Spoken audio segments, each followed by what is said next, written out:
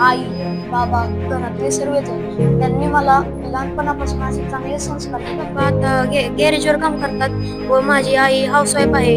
त्यांनी मला सांगितलेले तू नासाला माझी स्वप्न होते व घरच्यांच्या आई वडिलांचेही स्वप्न होते माझी नासासाठी सिलेक्शन व्हावे.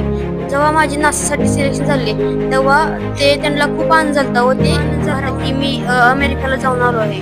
त्यांना पण छान वाटलं आणि जे आमचे मार्गदर्शक शिक्षक पाथर्कर सर, खलाटे मॅडम यांनी आम्हाला खूप छान मार्गदर्शन केले. घरच्यांनी पण परिस्थिती नसताना पण सगळ्यांचे म्हणजे माझे वडील शेतकरी आहेत आणि आई गृहिणी आहे.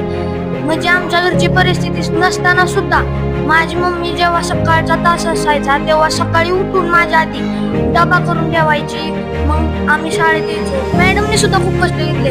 त्यांचे वडील एक्सपायर झाले त्याच्या दुसऱ्या दिवशी त्यांनी मला फोन केला आणि मला सांगितलं अभ्यास करायचा आहे.